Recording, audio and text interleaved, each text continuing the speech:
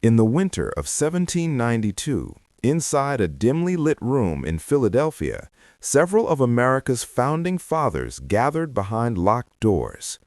On the table lay a stone artifact, ancient, heavy, and carved with symbols no one could identify. Not English, not Latin, not Native American.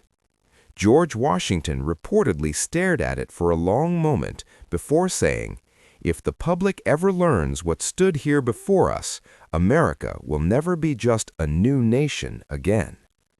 By sunrise, the artifact was gone. So were the records describing where it came from. And with it vanished a story far older than the United States itself. This is that story. Chapter 1. America was never empty. The common narrative says America began in 1492, but archaeology tells a very different story. Human beings lived in North America at least 20,000 years ago, possibly much earlier. They didn't just survive, they built, organized, traded, and engineered. Long before Europeans arrived, America already had cities larger than medieval London, complex trade networks spanning thousands of miles, astronomical knowledge rivaling ancient civilizations. One city in particular challenges everything we think we know. Its name was Cahokia. Chapter 2. The Lost City of Cahokia. Near present-day St. Louis, Cahokia once stood as the largest city in North America. At its peak around 1100 AD, population exceeded 40,000 people. Massive earth pyramids dominated the landscape. A central plaza larger than the Vatican existed. Monk's Mound, its main structure, is larger than the Great Pyramid of Giza by volume. Yet no written language remains, no clear explanation of who ruled it, and no reason why it was suddenly abandoned. By the time Europeans arrived, Cahokia was already gone, almost as if history had erased it. Chapter 3. The Mounds America Tried to Forget. In the 1800s, settlers uncovered thousands of ancient burial mounds across the Midwest and South. Inside them were discoveries that shocked early researchers: copper tools and ceremonial armor, elaborate stone carvings, skeletons far taller than average humans. Some newspaper reports from the time described skeletons measuring 7 to 8 feet tall. But soon, something strange happened. Excavations were halted. Artifacts disappeared. Reports were dismissed as myths. Institutions claimed the finds were misidentified or simply lost. The question remains, why suppress evidence instead of studying it? Chapter 4. Was America connected to a lost global civilization?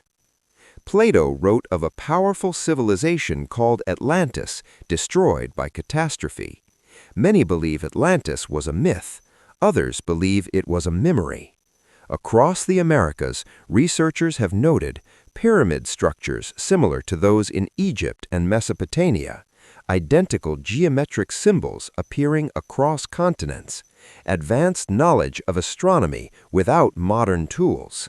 Were these similarities coincidence or remnants of a shared ancient knowledge spread across the world long before recorded history?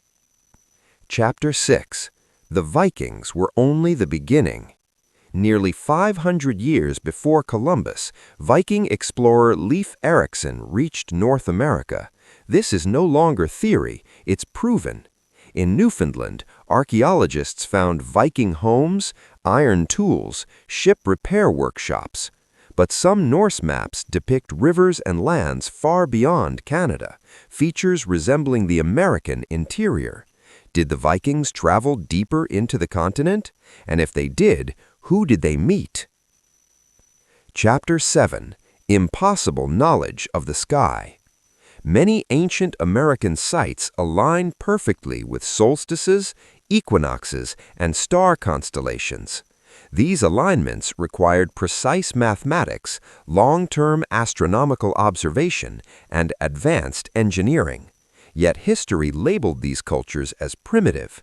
How could so-called primitive societies design calendars more accurate than medieval Europe, unless they inherited knowledge far older than we assume? Chapter 8. Why this history was buried. In the 18th and 19th centuries, America needed a clean origin story, a new world, and European foundation, a fresh beginning. Acknowledging advanced civilizations before colonization would challenge land ownership narratives, political legitimacy, and cultural supremacy. History is often written not by truth, but by power, and inconvenient truths tend to disappear. Final chapter. The past is returning. Today, new technologies are uncovering what was hidden. Satellite imaging reveals buried cities. DNA research challenges migration theories. LiDAR exposes structures beneath forests. America's past is far older and far more complex than textbooks admit. America is not built on empty land. It is built on layers of forgotten civilizations, and history is finally beginning to remember them.